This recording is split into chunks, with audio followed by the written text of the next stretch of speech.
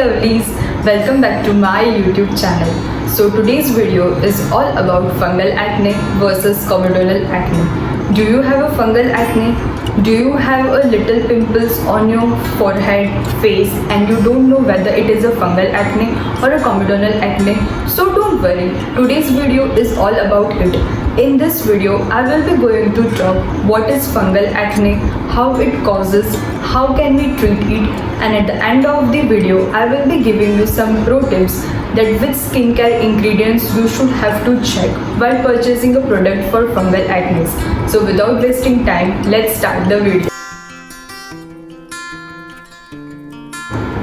Fungal acne is also called as Malassezia folliculitis or Pityrosporium folliculitis.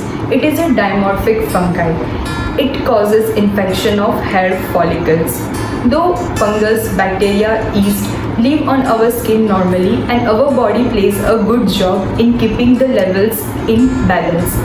So now question comes in our mind that what other diseases caused by Malassezia folliculitis? This is responsible for the development of seborrheic dermatitis, tinea versicolor, hair folliculitis. How fungal acne occur? Malassezia folliculitis occurs when a yeast of these molecules get into your hair follicle and stays there and keeps multiplying there by creating acneiform lesions on your skin.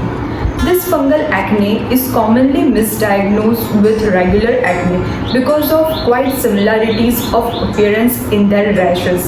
So it is sometimes misdiagnosed with comedonal acne also. Now the commonly affected areas by fungal acne are upper chest, back and head. There are several factors which are responsible for the development of fungal acne like moist, humid climate, use of certain medications. Fungal acne are also triggered by excessive sebum, sweat and over-moisturizing. Prolonged use of antibiotics which also increases the risk of developing fungal acne. So now you know that what are the causes of fungal acne, but to know the symptoms that you have a fungal acne is that fungal acne are itchy but never painful as compared to regular acne. Its persistence is because of its quite similarities acneiform lesions as compared to regular acne. So when we talk about regular acne, it varies from blackheads to whiteheads, papules, pustules and cysts. On the other hand, fungal acne appears like a whiteheads.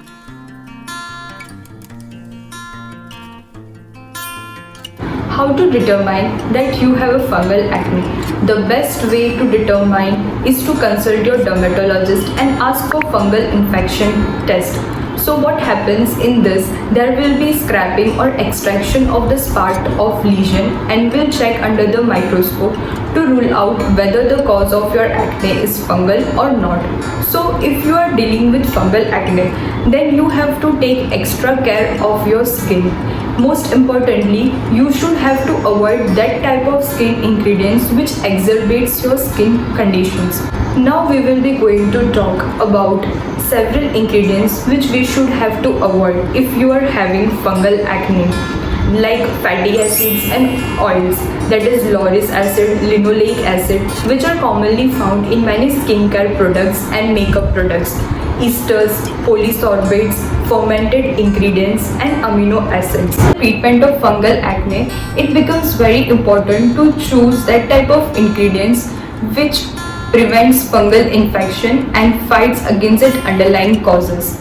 If you are having mild to moderate fungal acne, then you can choose over-the-counter treatment which are available in the market. The first active ingredient of many anti-dandruff shampoo is ketoconazole. It has fungicidal effects by disrupting cell membrane of the fungus and prevents it from growing and replicating. So you have to just apply the shampoo over the affected areas and leave it for about a minute and rinse it off. Its fungicidal effect will fight against the bacteria causing fungal acne. Another ingredient which is found in many anti-dandruff shampoo, that is zinc pyrithinol. It also has antifungal properties. You can also use oil-free moisturizer. I personally recommend Neutrogena oil-free moisturizer with salicylic acid.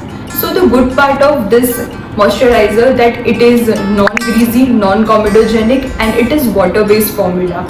So you can use this also. Another one is you can use essential oil as it has antiseptic property and antifungicidal properties. So there are available many essential oils in the market. One which I like, that is tea tree oil. Another thing that you have to exfoliate your skin properly.